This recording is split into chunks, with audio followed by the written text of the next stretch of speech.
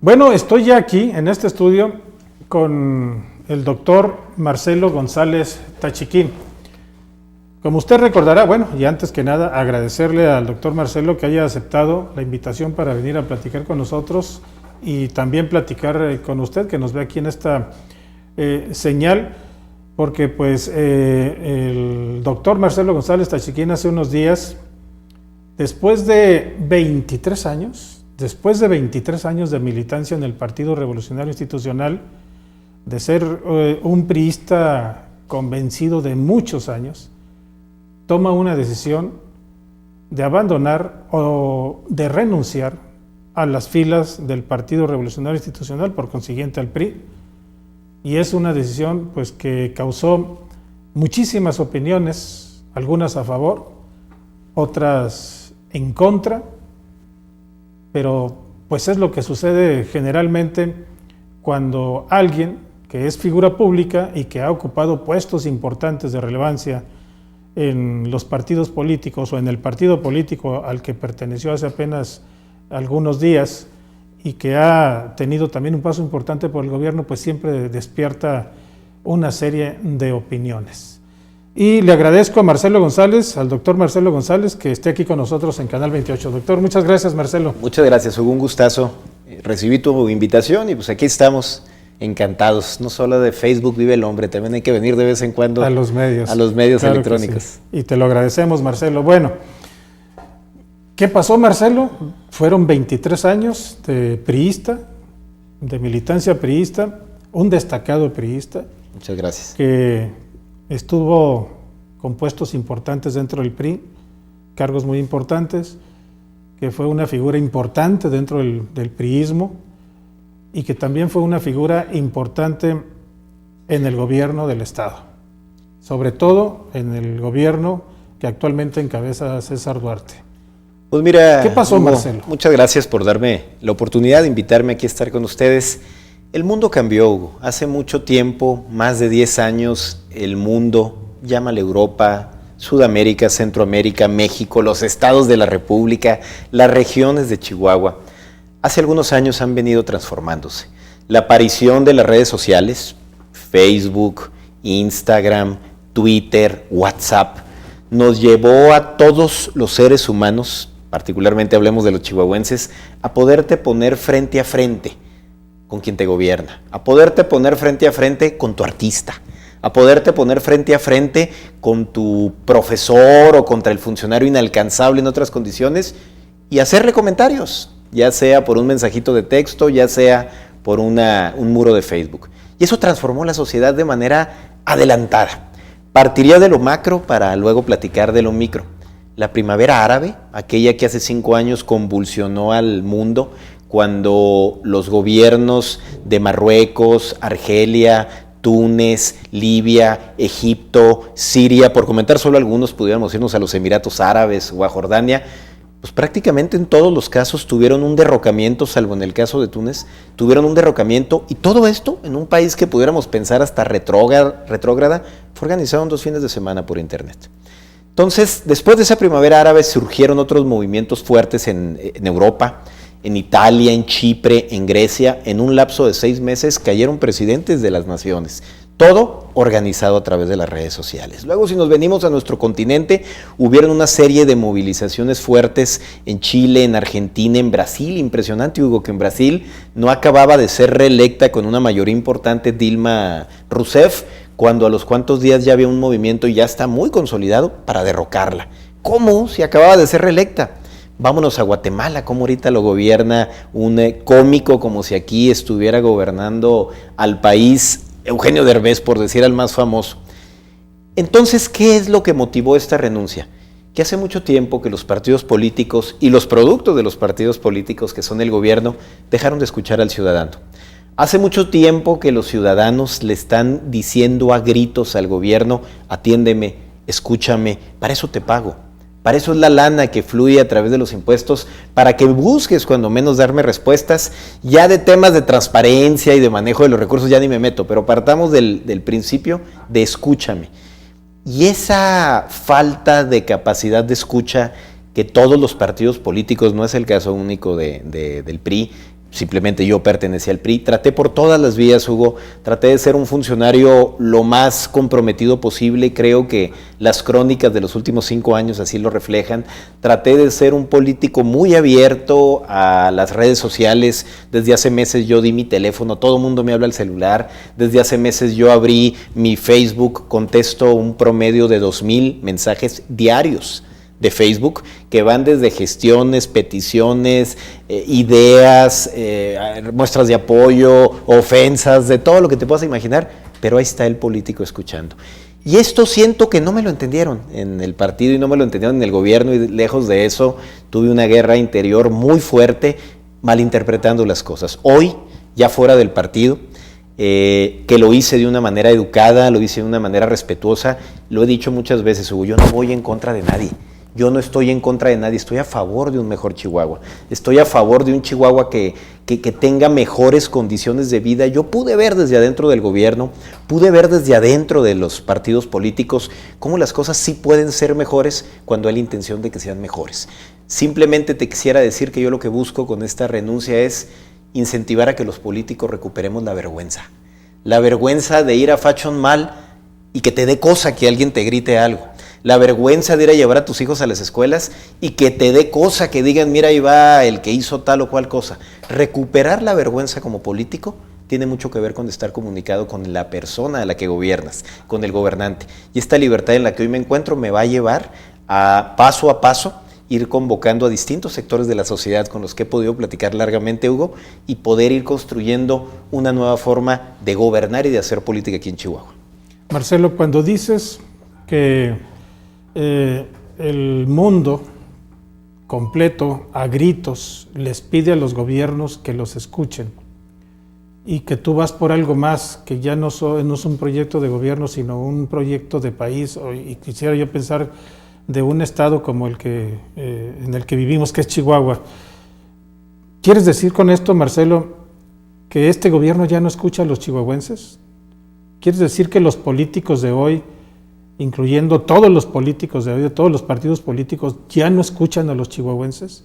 ¿Que se necesita un cambio profundo, un cambio radical para que esto cambie y que los chihuahuenses tengamos una mejor calidad de vida, un mejor gobierno, mejores políticos? ¿No valen la pena los que actualmente nos gobiernan y están en las dirigencias nacionales y estatales de los partidos? Yo creo que los políticos debemos de evolucionar. Yo creo que lo que hay es lo que hay. Pero si la sociedad cambió, si los chihuahuenses cambiaron, Hugo, ¿por qué los políticos no vamos a cambiar? Necesitamos evolucionar a lo que nos están pidiendo las nuevas generaciones, no solamente de chavos, sino las nuevas generaciones de personas políticamente interesadas. Hay gente que nace al interés político a los 40 años, a los 50, a los 30, a los 10. Cada uno es una personalidad distinta, todos somos al final de cuentas, como decía Aristóteles, personajes políticos en mayor o menor medida, hasta por el solo hecho de que nos socializamos las 24 horas del día con nuestras actividades particulares que hacemos. Pero yo creo que más que criticar lo que no está bien, yo te diría, el político debe de evolucionar porque la sociedad cambió. Y el político vía los partidos políticos y el político vía el gobierno no estuvo en condiciones de escuchar. Por eso te digo, este no es un movimiento, o este no es una postura, o este no es un llamado para quitar o a actuar contra alguien. Eso, es más, si me apuro mucho, eso es lo que quiero prever. Que no tengamos que llegar a Chihuahua, que no tengamos que llegar en México, que no hemos estado nada lejos, a tener escenarios similares como lo que pasó en Guatemala, que Guatemala, para efectos históricos y prácticos, era un estado de la República Mexicana al inicio de nuestra república. Entonces, ¿qué diferencia pudiera haber en la idiosincrasia, en las rencores, en las fobias entre un guatemalteco y un oaxaqueño, o un guatemalteco y un tabasqueño? Pues casi nada. Entonces, yo más bien lo que busco con esto es iniciar un ciclo de concordia. Los políticos hemos dinamitado la posibilidad de que la convivencia social sea positiva. Olvídate que la campaña sea un foro para debatir las ideas, para transformar a Chihuahua. Se convierte en verdaderas guerras sucias, guerras negras. Pues, ¿qué es lo que tiene fastidiado a la gente en cuanto a la política? Pues muchas cosas, pero fundamentalmente 2 cosas, Hugo. Número 1, que no escucha al político y se mantiene peleándose. Y número 2, que no se cuida el dinero público que se utiliza. Llámale como quieras, unos se lo robarán, otros lo malgastarán, otros les importará muy poco si cuesta más, si cuesta menos, aunque no se lo esté robando, pero son dos demandas muy importantes que ha hecho la sociedad y es algo que tenemos que escuchar de manera muy clara. Tal vez esta tendida de mano que estamos haciendo vía las redes y vía los amigos, porque gracias a Dios tengo muchos amigos en todo el estado, va encaminado a que tengamos un mejor Chihuahua a partir de algo muy sencillo, de escuchar lo que la gente nos está diciendo.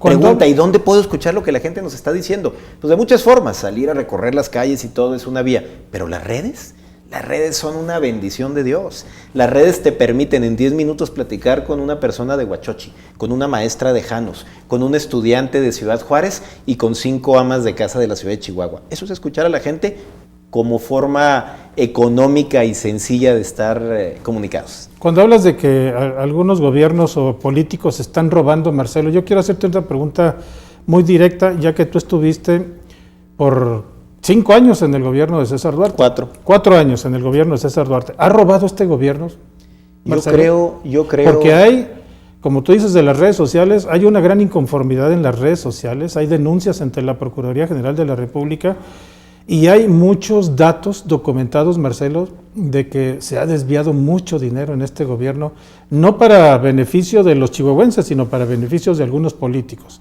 incluyendo el gobernador. ¿Ha robado este gobierno, Marcelo? Yo creo que la política en México está muy desubicada, el gobernante está muy desubicado en el sentido de cómo debe utilizar los recursos públicos. La palabra robado es muy fuerte. La palabra robado es incluso acusación con consecuencias penales como abogado y como maestro de la universidad, lo sé. Lo que sí te digo es que este y todos los gobiernos necesitan escuchar a la gente en cuanto a la utilización de los recursos públicos. No solamente es, que ya es mucho decir, el que alguien esté utilizando los recursos para enriquecerse, es también cómo los estás utilizando. Que un aula, por lo que yo viví en educación, que un aula o un salón en una escuela te cueste 1 millón o te cueste 2 millones, aunque nadie se robe ese dinero, simplemente el proveedor es más caro, desde ahí ya hay una alerta que debe de tener pendiente el gobernante para que mejor se hagan 2 aulas en lugar de una. Es mucho más que preguntar si este u otros gobiernos han robado, es ver lo que la gente está diciendo, y la gente está diciendo, no se están utilizando bien los recursos, no sé en qué se están utilizando. Bueno, te la cambio, ¿se ha aplicado bien el recurso en este gobierno? En materia, por ejemplo, de educación, te pongo un ejemplo de qué es lo que pude hacer yo desde donde estuve. Sí.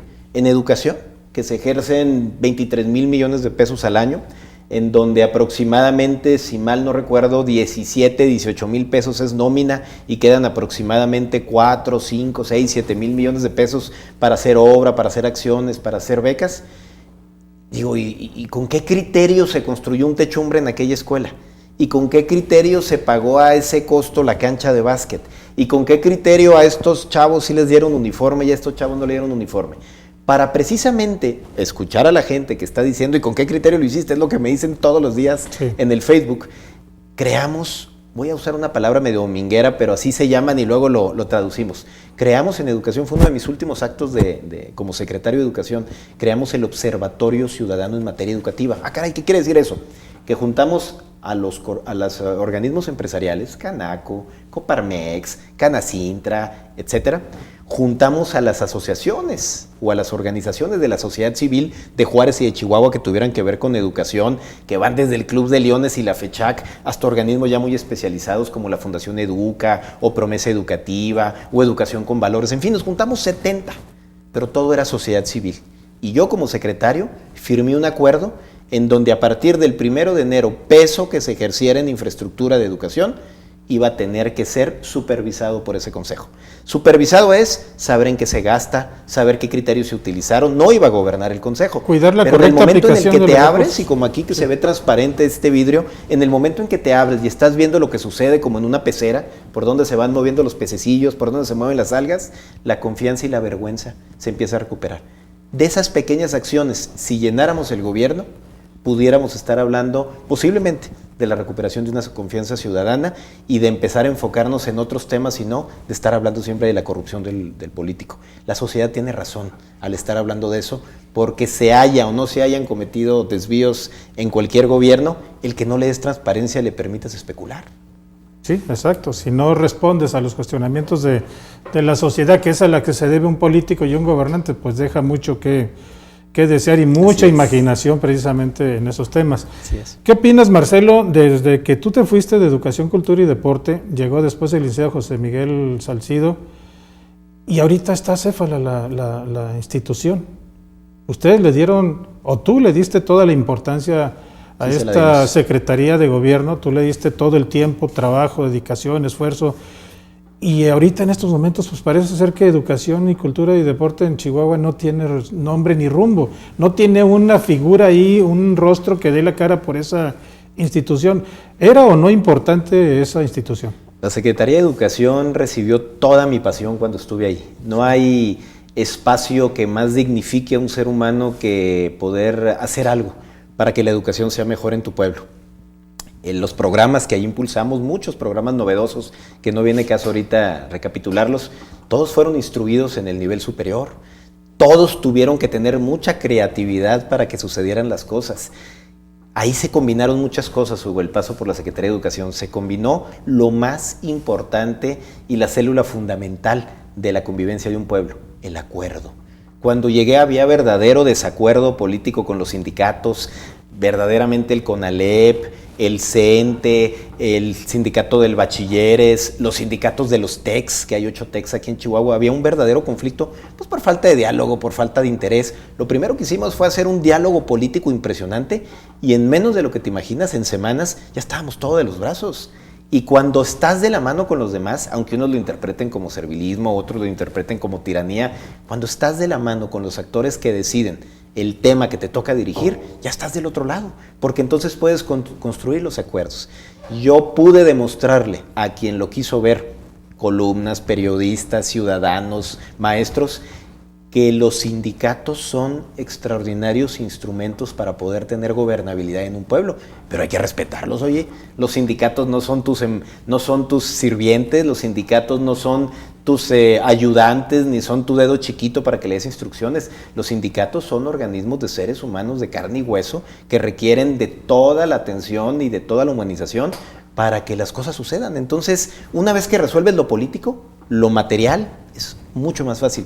Por eso en educación hicimos tantas cosas sin dinero, porque casi todo lo arrancamos sin adelanto, sin anticipos, sin el apoyo de Hacienda. Fueron acciones siempre respaldadas por quien daba la instrucción, porque yo nomás tenía un jefe, siempre respaldados por quien daba la instrucción, mas sin embargo casi nunca respaldadas financieramente. Pero no había problema, habría de pagarse eventualmente, pero fue una etapa muy bonita, de mucha pasión, de mucha entrega, pero sobre todo lo que yo creo que más debe de tener el político, ahí lo utilizamos mucho, de mucha creatividad. ¿Tú sentías, Marcelo, por lo que nos estás comentando, que no había la afinidad o la concordancia, tus proyectos con la Secretaría de Hacienda? Porque para cualquier proyecto se necesita el empuje económico. ¿Tuviste problemas en ese sentido? Muchos, fuertes? La verdad muchos. Había una óptica social y de sensibilidad muy distinta entre la Secretaría de Hacienda y los funcionarios que estábamos en educación. Ahora, Marcelo, tú renuncias hace unos días al Partido Revolucionario Institucional en un momento en que se designa el candidato del PRI a la gobernatura del Estado en la figura del exalcalde de Juárez, Enrique Serrano. ¿Por qué no antes y por qué después de la candidatura de Enrique Serrano, Marcelo? Hace mucho, Hugo, hace mucho, y lo dije en la rueda de prensa en donde me hicieron el favor los medios de acompañarme en mi renuncia.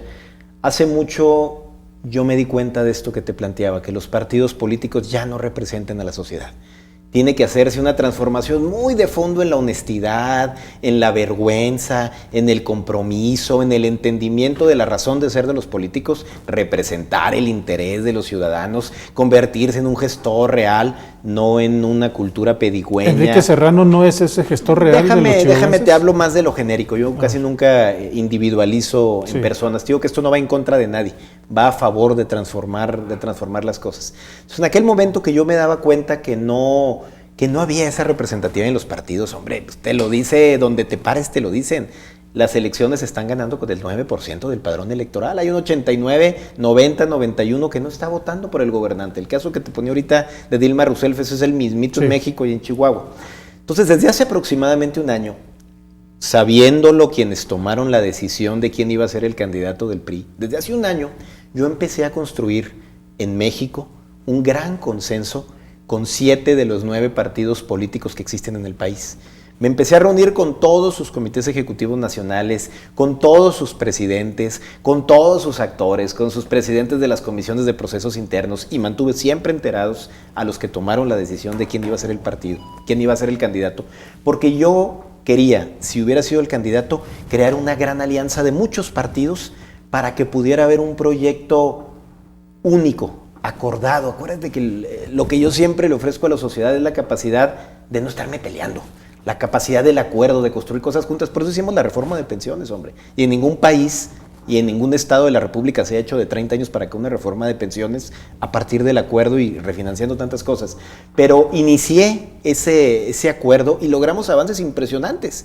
Logramos acuerdos para que pudiéramos ir en un solo frente y que prácticamente anularas los gastos de campaña. O sea, ¿para qué gastarte los 400 o los 300 o los 200 millones que se puede gastar un partido cuando ya había acuerdo político? Imagínate todo lo que hubiéramos podido hacer con ese dinero en la propia campaña destinado a escuelas, a techumbres, a canchas, a pintura, a camiones escolares en la sierra. Uf, ¿cuánto hubiéramos hecho? Sí. Eso por un lado. Le hice yo saber oportunamente que si me daban la oportunidad existía la capacidad de consenso, pero no les interesó. Seguramente hubieran otros elementos que pesaron mucho más. En el momento que se define quién es el candidato, yo ni me enojé, ni mucho menos. Al contrario, Hugo, yo estaba en una zona de confort muy sabrosa, ¿eh? Yo era secretario de Educación y renuncié por voluntad propia, nadie me corrió. Yo ya había sido invitado por quienes tomaron la decisión de quién era el candidato a gobernador para ser candidato a diputado en un distrito muy cómodo y en su caso ser coordinador de la mayoría priista en el Congreso cuando se ganaran las elecciones. Déjame hago un paréntesis ahí en eso que estás diciendo. Sí. Dice Karina Velázquez que nunca te ofrecieron eso, Marcelo. Por eso yo te he estado haciendo referencia a que este planteamiento de negociación fue con quienes tomaron la decisión. Karina no tomó la decisión. Esto fue con quienes tomaron la decisión de Pero ella es la presidenta del comité directivo estatal. Pues sí, pero ya ves que cuando hubo el destape ni siquiera fue ella quien lo anunció. Fueron otros actores de mayor o de menor rango quienes salieron a dar la noticia. Entonces, pues yo respeto mucho a la señora, pero ella de eso y de muchas otras cosas nunca estuvo enterada. Claro. Entonces, en ese sentido, en una zona, en un momento, digamos, de buena estrella de la carrera política, siendo candidato, posible coordinador, pudiendo regresar a la Secretaría de Educación, tomamos la decisión de deslindarnos. Falta de espacio no había, ¿eh? Falta de lugar de expresión no había. Lo que ya no había era identidad con el partido. Yo me hubiera sentido muy hipócrita en haberme quedado y haber respaldado y haber sido parte nuevamente de esta elección cuando ya no siento identidad. Mira, Hugo, hay mucha gente que piensa como yo y que está en los primeros niveles de la política. He recibido infinidad de llamadas y de mensajes en Facebook diciéndome, híjole, canijo, ya quisiera dar el paso, pero de aquí ¿cómo? Híjole, canijo, ya quisiera estar en tu condición, pero espérame tantito, déjame ver si soy candidato a regidor. Híjole, la verdad estoy completamente de acuerdo contigo, pero tengo miedo. Claro que hay miedo, pero de eso se trata la vida. El que no arriesga no gana. Yo tuve que arriesgar una zona de confort. ¿Para qué? ¿Para vengarte o para poder? No. Yo no voy en contra de nadie. El día que a mí me inviten a ir en contra de alguien, ni siquiera van a contar conmigo.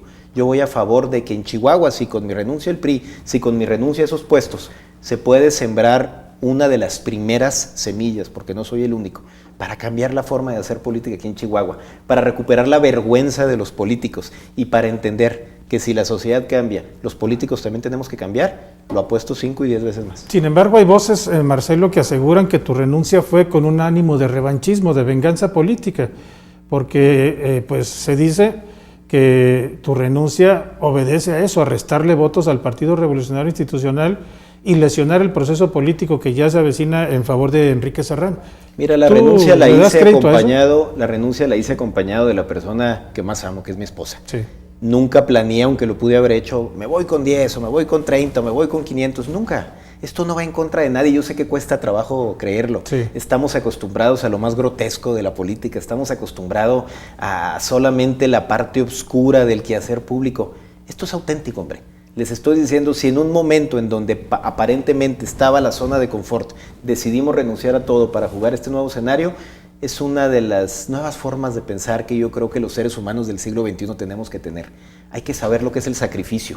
A lo mejor cuando estábamos niños o cuando íbamos al catecismo nos enseñaron que el sacrificio era pues, perder algo muy querido y nos enseñaron a hacer el sacrificio en la cuaresma, etc. Yo soy un hombre que me gusta hacer sacrificios, pero yo entiendo el sacrificio como dejar algo de menor valor por algo de mayor valor. Y para mí los puestos, los huesos son algo de menor valor si lo que nos importa construir es un Chihuahua mejor. Se oye muy romántico, pero si vieras cómo quisiera que hubiera un Chihuahua mejor. Y no tiene que ver ni con este gobierno ni con este PRI, es un tema integral. El partido que ponga, si va solo, comete sus barbaridades. Por eso, hoy en Facebook, hace un rato subí un video, hoy aquí contigo en tu programa, Hugo, yo estoy convocando a la sociedad, estoy convocando a los organismos sociales, estoy convocando a los organismos de empresarios, estoy convocando a las sociedades de alumnos y estoy convocando a los partidos políticos. Finalmente, los 9 partidos que existen en Chihuahua es la única vía a través de la cual pueda fluir los gobiernos, porque el tema de los independientes todavía está muy jovencito.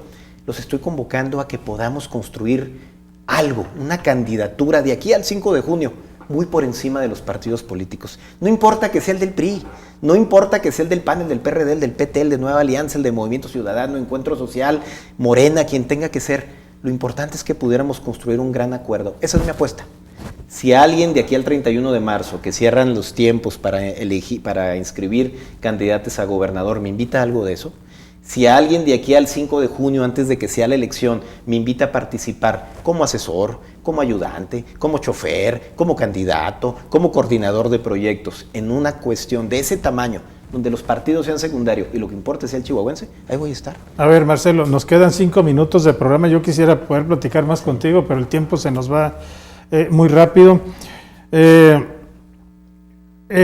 ubican, Marcelo, en las columnas, en las notas informativas de los diferentes medios, los comentarios de pasillo, los comentarios de café, en fin. Eres la persona que ahorita está en boca de todos los medios de comunicación porque aseguran que te vas al PRD como candidato y que ya en los próximos días hasta se anuncia tu postulación. ¿Qué dices a esos pronunciamientos, manifestaciones públicas, Marcelo? Bueno, la palabra aseguran la limitaría yo a una columna que por algún motivo, razón o fundamento decidió poner eso hoy en la mañana. Pero lo único que sí te digo es lo mismo que dije el día que renuncié. Si yo ya tenía mi candidatura en el PRI, que voy a andar renunciando a algo prácticamente automático por andar buscando otras cuestiones. Como lo dije el día de mi renuncia, ni independiente, ni buscador de la presidencia, ni afiliarme a otro partido, ni mucho menos. Entonces, ¿qué? Ni modo que ya no te vas a dedicar a la política. Claro que me voy a dedicar a la política. Yo soy un político que intenté profesionalizarme en todos estos años a través del estudio, a través de la práctica y a través de los hechos. Y en este proceso, la única posibilidad que yo tendría de participar sería si se hiciera un gran consenso. No con un partido, no con 2 partidos, no con 3 partidos. Si se hiciera un gran consenso, un gran acuerdo donde lo importante fuera Chihuahua, y te lo digo en serio, en el momento en que juntas varios programas de gobierno y juntas los recursos que ya no necesitas gastarte y juntas las voluntades y se pierde la guerra sucia y se pierden las descalificaciones y se pierde el robadero de dinero, en ese momento, caray, si me invitan, te lo digo en serio, Hugo, hasta de chofer o de candidato o de coordinador o de asesor, pero si no me invitan, pues hasta de espectador. Lo importante es que se pudiera lograr eso. Yo no pierdo la esperanza. He visto verdaderas transformaciones en la sociedad cuando la gente se organiza y no para mal. De aquí de lo que se trata no es que gane este para que meta el bote este, de lo que se trata no es que gane este para que le rompa su jefecita a este otro. Aquí de lo que se trata es que podamos iniciar una nueva historia en Chihuahua, una historia de gobernantes más decentes, una historia de partidos políticos más interesados y una historia que le pueda dar una lección al país de cómo cuando se organiza la gente para bien, las cosas sí pueden cambiar. ¿De gobernantes más decentes a qué te refieres, Marcelo? De gobernantes que tengan más cercanía con la gente, de gobernantes que tengan más conciencia de lo que están haciendo con el dinero público, de gobernantes que le respondan a sus ciudadanos no solamente en hechos o en acciones, sino hasta que le responde el saludo cuando van por la calle. De veras, esas historias del político payaso insoportable, inalcanzable, imposible de voltear a ver, siguen existiendo, pero ya no funcionan. Por eso, el que gana las elecciones la gana con el 8, 9, 10, 11% del padrón electoral. 90% le está diciendo, no, me identifico contigo, y de todos modos ganas. ¿Por qué ganas? Porque ese otro 90% nunca se organiza. Y entonces nos metemos en una dinámica falsa, Hugo. No hay cosa que a mí más me choque, y se lo digo mucho a mis alumnos en la Facultad de Derecho. No hay nada que a mí más me haga desconcertarme, que digan, es que el mexicano es bien flojo. Es que el chihuahuense no le gusta ir a votar, hombre, está bien crudote el domingo, día de la elección, o mejor se levanta a ir a comprarse la caguamita para hacer la carne asada. Y lo seguirá haciendo mientras no haya algo que lo motive levantarse a votar. Finalmente, Marcelo, y ya para irnos y agradecerte mucho que hayas venido a platicar aquí con nosotros, ¿qué esperas de este próximo 5 de junio? ¿Esperas que el abstencionismo tenga una menor participación? ¿O qué esperas de este próximo proceso? Yo voy a hacer todo lo posible que esté a mi alcance, y creo que ya le he entendido al contacto social, a las redes y a la interlocución, porque con todos los partidos hablo, todos los días hablo con 3 o 4, si no partidos, presidentes de partidos o integrantes de los partidos. Mira, nada más hoy hablé, nomás por darte un ejemplo, con el Comité Ejecutivo Nacional de Movimiento Ciudadano, con el Comité Ejecutivo Nacional del PRD, con el Comité Ejecutivo Nacional del PRI y con el Comité Ejecutivo Nacional de Acción Nacional. ¿Para qué? Porque tengo muchos amigos, porque te digo que tuve un año construyendo esta alianza. Entonces, hoy lo que quiero es dar mis ideas, que espero para el 5 de junio, que ojalá y logremos la suficiente evolución para que salga mucha gente a votar. Ese es mi compromiso, hacer todo lo que yo pueda para que la gente salga a votar y de verdad se elija un gobierno legítimo aquí en Chihuahua. Doctor Marcelo González Tachiquín. Gracias, Hugo. Muchas gracias por haber venido a platicar con nosotros. Al contrario, gracias. Ser chihuahuense, estar aquí en tu programa. Gracias, Marcelo. Y bueno, pues gracias a usted que nos vio aquí en Expectativa Noticias, y pues mucha suerte para tus proyectos, para lo que venga. Muchas gracias, te lo aprecio mucho, Hugo. Gracias, hasta pronto.